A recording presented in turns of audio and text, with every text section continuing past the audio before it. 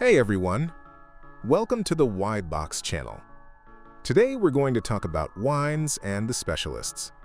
Are they guiding us through better experiences, or it's all a scam industry to make us pay more than we should? Let's have a look together. Have you ever come across this situation? Finding an amazing bottle of wine at the supermarket for just $15, and then discovering that the exact same bottle is being sold at a gourmet store for $300? Humph! That's exactly what happened to me. And it raised a big question. Is the wine market really about quality? Or is it mostly about marketing, exclusivity, and perceived value? Let's start with a real scandal that exposed just how fragile the wine industry's credibility can be. The case of Rudi Kurniawan, an Indonesian man who pulled off one of the biggest wine frauds in history. For years, Rudi attended luxury wine events, mingled with collectors, and built a reputation as a connoisseur. He bought and sold rare bottles at auctions, spending and making millions of dollars. But behind the scenes, things were very different. When the FBI raided his home, they discovered a full counterfeit workshop. Old bottles, fake corks, thousands of labels, stamps, glue, printing equipment. Everything he needed to turn cheap wine into rare vintages worth tens of thousands of dollars. What's even more shocking? Even the world's top experts praised his fake wines, without realizing they were being fooled. This raised a tough question. Do wine experts really know what they're talking about? Or is much of the wine world just a performance, where everyone pretends to know more than the next person? During Rudi's scheme, many sommeliers and critics wrote glowing reviews of fake wines.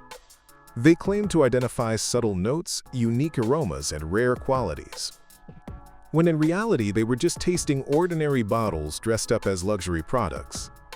So if even the specialists can't tell the difference, what does that say about the industry?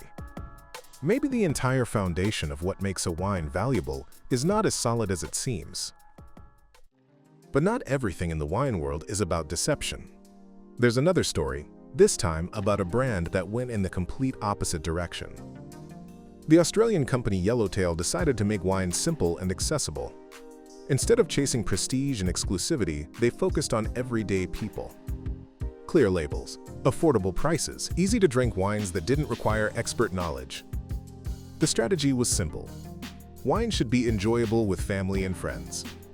It doesn't need to be complicated, and it doesn't need to break the bank. And it worked. Yellowtail became one of the top-selling wine brands in the world, proving that simplicity and accessibility can beat elitism. In marketing terms, it's a textbook example of a blue ocean strategy, creating a new market space by doing something completely different from the competition. The members, but let's zoom out for a moment. Wine isn't the only industry where this happens. Think about luxury fashion brands like Balenciaga or Gucci, or even tech companies like Apple, or luxury watchmakers like Rolex. Often, people aren't paying for the product itself. They're paying for the brand, the status, the story behind it. Wine works the same way. A bottle with a prestigious label can cost hundreds or even thousands of dollars. But that doesn't always mean it tastes better than a bottle you pick up at the supermarket. The value is not in the liquid, it's in the perception.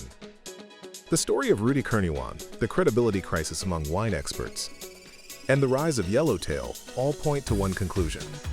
The wine industry is less about sophistication, and much more about perception, branding, and clever marketing. Maybe the future of wine will belong to brands that are transparent, affordable, and consumer-friendly.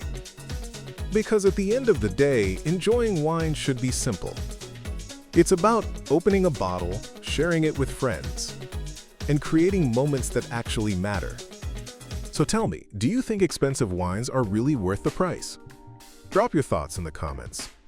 And don't forget to share this video with that one friend who loves pretending to be a wine expert. See you in the next video.